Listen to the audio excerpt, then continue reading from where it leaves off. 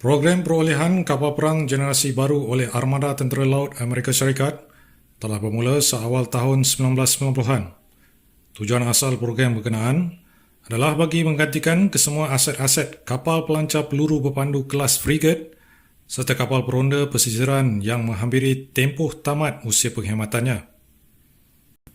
Program kapal SAS dipilih kerana dikatakan memiliki kos pembinaan serta kos penyelenggaraan yang jauh lebih rendah dari sebarang kapal tempur yang dimiliki Tentera Laut Amerika Syarikat pada ketika itu.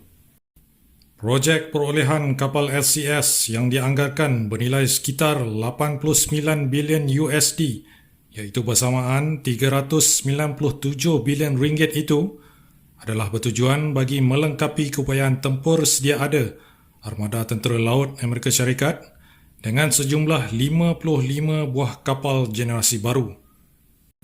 Pada 8 November 2008, kapal LCS pertama Amerika Syarikat iaitu USS Freedom telah ditauliahkan dan mula beroperasi di bawah Armada Tentera Laut Amerika Syarikat dan kapal LCS tersebut telah ditempatkan untuk beroperasi dari pangkalan San Diego, Amerika Syarikat.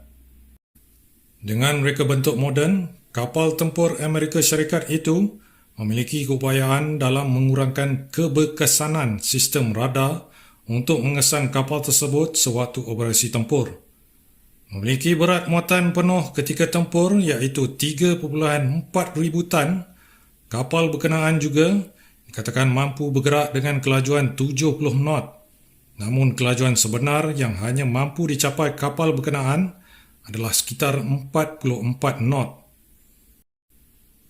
Kapal LCS Amerika Syarikat itu juga dilengkapi keupayaan kombat seperti satu meriam 57mm, satu pelancar peluru berpandu jenis MK49, 4 platform machine gun 12.7mm, 2 meriam 30mm jenis MK44 Bushmaster, 8 peluru berpandu anti kapal dan anti permukaan jenis RGM-184A, 24 peluru berpandu Hellfire, 1 senjata laser berkuasa tinggi dan pelbagai kelengkapan lain bagi menghadapi ancaman dari permukaan dan juga dasar laut.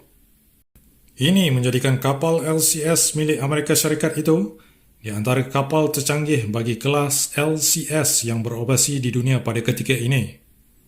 Jadi, dengan pelbagai keupayaan tempur moden yang dinyatakan itu, apakah yang menjadi punca kapal tempur LCS milik Amerika Syarikat itu dikatakan sebagai sebuah projek yang gagal?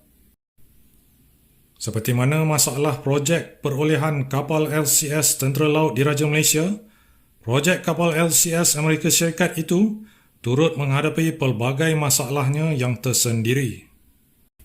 Punca utama kapal LCS Amerika Syarikat itu dikatakan gagal adalah di mana berlaku beberapa insiden di mana beberapa buah kapal LCS milik Amerika Syarikat itu hanya mampu bergerak dengan kelajuan di antara 10 hingga 15 knot.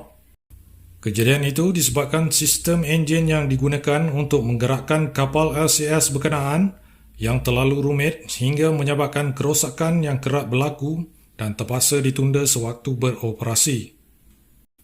Apa yang lebih membebankan dalam projek kapal LCS Amerika Syarikat itu adalah kos penyelenggaraan tahunan yang dianggarkan sekitar 70 juta USD, bersamaan 312 juta ringgit. Ini menjadikan kos penyelenggaraan bagi kapal LCS tersebut hampir sama dengan kos untuk mengoperasikan kapal pemusnah dalam Armada Tentera Laut Amerika Syarikat. Turut menjadi pertambahan kos selenggara bagi kapal LCS tersebut adalah kerosakan pada badan kapal berkenaan yang sering kali dialaminya setiap kali ia bergerak pada kelajuan maksima kemampuan kapal tersebut iaitu sekitar 44 knot.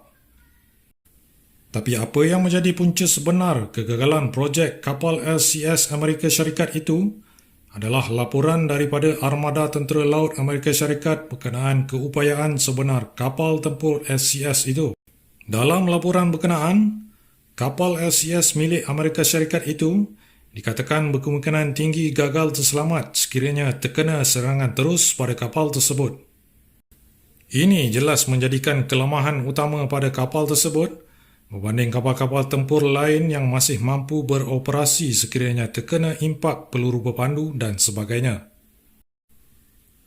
Daripada 55 buah kapal generasi baru yang dirancang Tentera Laut Amerika Syarikat, sehingga kini hanya 11 buah kapal LCS yang berjaya disiapkan. Dan di antara 11 buah kapal LCS berkenaan, 9 daripadanya telah dirancang untuk ditamatkan perkhidmatannya atas faktor kos penyelenggaraan yang dianggap terlalu tinggi bagi sebuah kapal dalam kategori saiznya. Ini menjadikan projek kapal LCS Amerika Syarikat itu sebagai di antara projek yang gagal kerana hanya mampu berkhidmat dalam armada Tentera Laut Amerika Syarikat sekitar 12 tahun berbanding kapal-kapal lain yang dijangkakan mampu berkhidmat sekitar 20 hingga 30 tahun. Adakah projek perolehan kapal LCS oleh Tentera Laut Diraja Malaysia juga akan menghadapi kegagalan yang sama? Ianya hanya mampu dijawab apabila kapal yang dijangkakan siap pada tahun 2025 itu diuji kemampuan sebenarnya nanti.